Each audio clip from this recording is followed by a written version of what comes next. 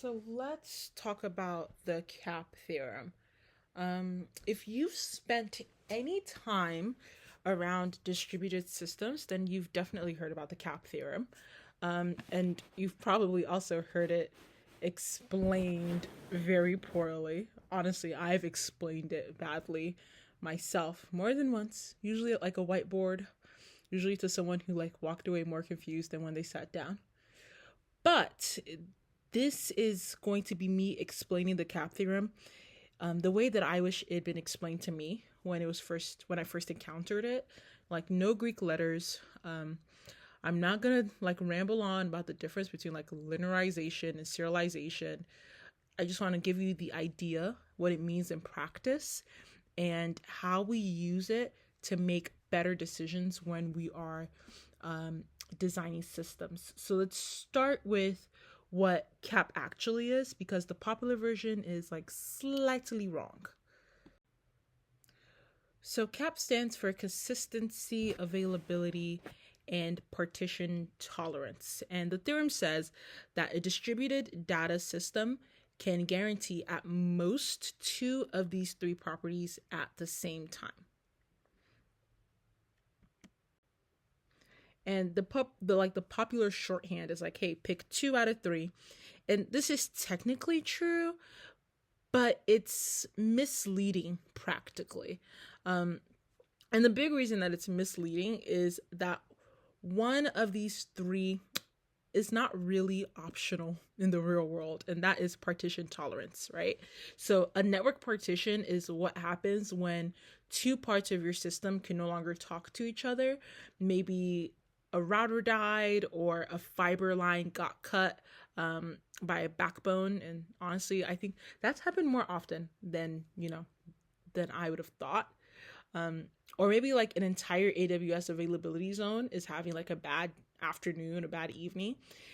The point is networks fail, and any system that runs across more than one machine has to deal with the possibility that those machines will sometimes lose contact.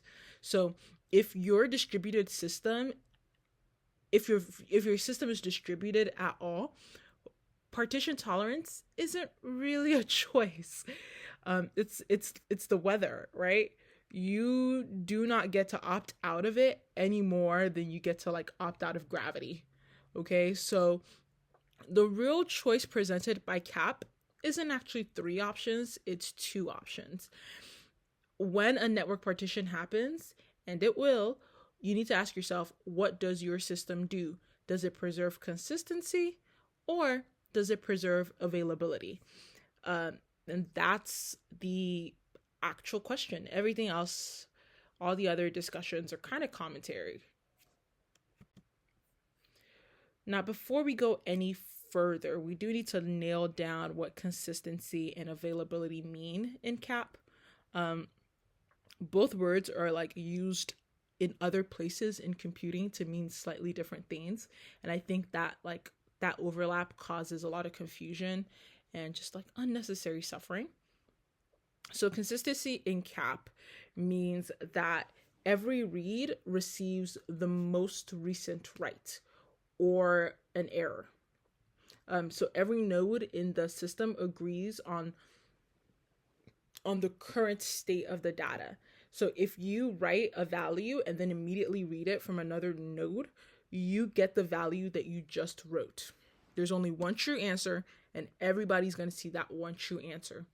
Availability in CAP, on the other hand, means that every request receives a response, not an error.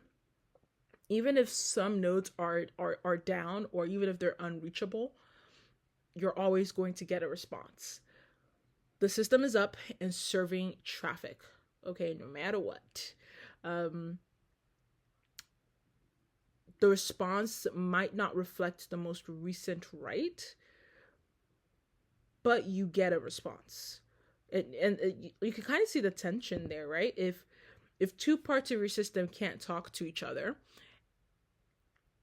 and a write happens on one side, then either the other side returns a stale answer, meaning you're sacrificing consistency, or it refuses to answer it at all, meaning you're sacrificing availability. There really is no third option there. You cannot have a node that is both up and serving requests. So consider this situation where you have a simple system. You have two nodes, one in New York, one in London, and they are replicating data between each other. A user updates their profile, and it lands on the New York node. Now, normally New York would tell London about the new picture like in a few milliseconds, and then the next read from either side would return the new image. Now imagine that the network link between them that goes down. New York and London can still each talk to their local users, but they can't talk to each other. So a user in New York now let's do a user in London, now requests their profile, which was just updated in New York. The London node has two options. Option 1, return the old profile picture, which means the user gets a response. The system stays available, but the data is stale.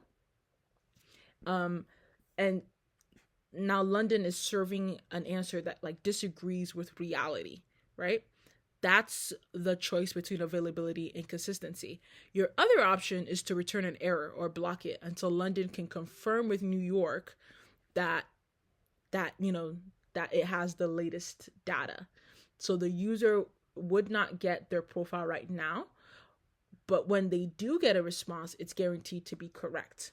And that's the CP choice, consistency over availability. The AP choice is availability over consistency. Now, both choices are reasonable. Both choices, though, could be wrong for some applications. It might be right for the application. There is no universally correct answer. There's only the answer that best fits the specific thing that you're building.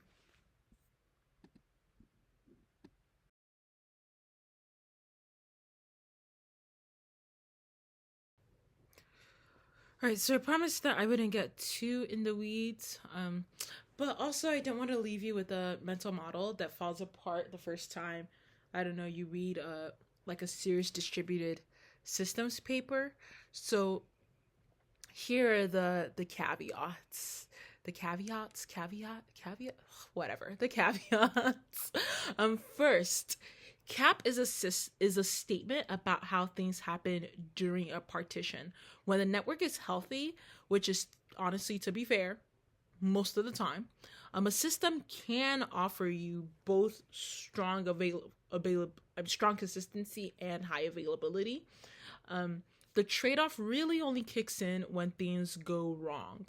That's why a more useful framing is sometimes called, I can never remember like if we say the acronym, but it's like PACELC. It all it does is it's extending cap with the idea that in the absence of a partition, the system also has to choose between latency and consistency.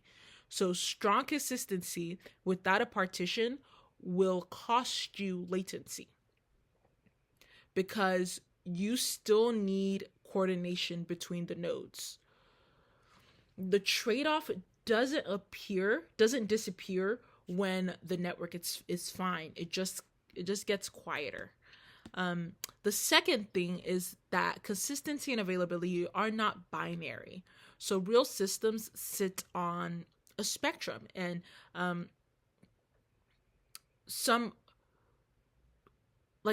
are eventually consistent with strong guarantees about like how quickly they converge. Some are strongly consistent, but only within a single region. Some will let you tune the trade-off per query.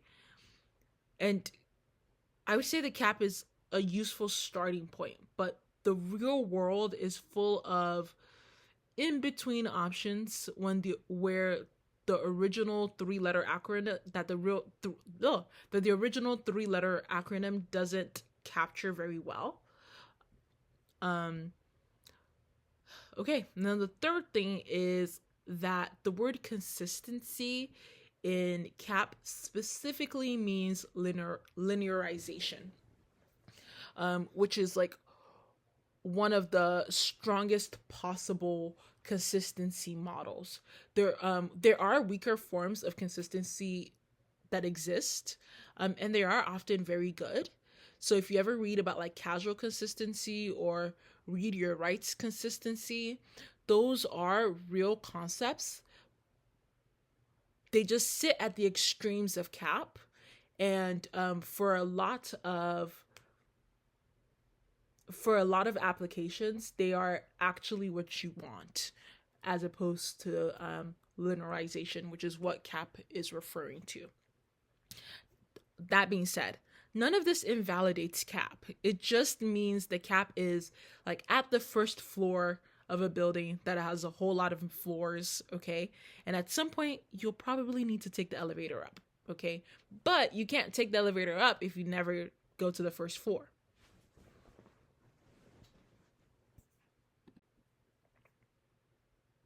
So here is how we actually apply CAP when we are designing or evaluating a system. So we would start by asking what happens when the system returns a wrong answer. Not in theory, in actual practice, right? We're going to ask who's affected? How badly are they affected? Is this recoverable?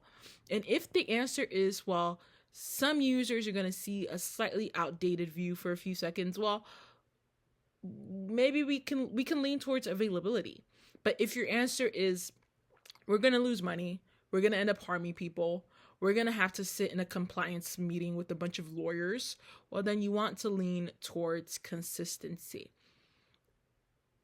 Then we're going to ask, okay, what happens when the system returns no answers, right? And we run the same exercise. If unavailability means that, some frustrated users need to reload the page, that's a very different cost than if like an entire warehouse can't ship out our orders for a few hours, right?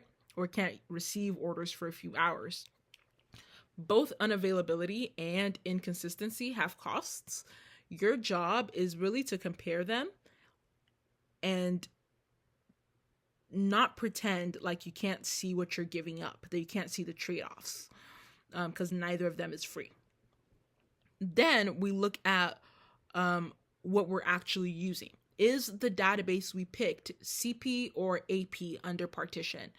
And you'd be surprised. A lot of teams don't know the answer for the systems they're running in production. For instance, Postgres in a single primary setup is CP. Like DynamoDB defaults to AP. And I'm not sure about MongoDB, actually. I don't know. I don't use MongoDB. I really don't know. Anyway, knowing your tools, that is what's important, right? We want to know where your tools sits on the CAP spectrum. That can really be the difference between making an informed choice or finding out the hard way, finding out when you really don't want to be finding out. And then finally, we write it down, right? We write down the decision, we write down the reasoning, we write down the assumptions. Not because we love documentation, although I do love documentation. I really, really do. Okay, at least when I'm the new guy, I love, I love it. I think I like documentation because early on, someone wrote really good documentation for me, and I was just like, oh, so happy with it. So documentation just like sets off dopamine in my brain. Anyway, we're not writing things down just because we love documentation, but we're writing it down because, in the future, if we have to make different choices, we would like to be able to know what led us to the current choice that we have, right? If we're having the same conversation again in 6 months, when someone new joins the team, or when your boss is asking you, why did you do this? Like, why did we return errors when we had a regional failure? You want to be able to explain that. All right, we are at the takeaway. If you remember nothing else from this, remember this: CAP is not a menu of features. It's a forced choice that the universe imposes on any system that runs across more than one machine. So you do not get to pick all three, no matter how clever your architecture is. If you've managed to, I think you could be very rich. You'd make a whole lot of money if you could tell us how you did that. What you do get to do, though, is pick which trade-offs best serve your users, right? And this is a real engineering decision, right? It deserves to be made on purpose. You don't want to just fall into it. You want to make it on purpose with the requirements in front of you rather than accidentally. All right. I think that's all I want to say here.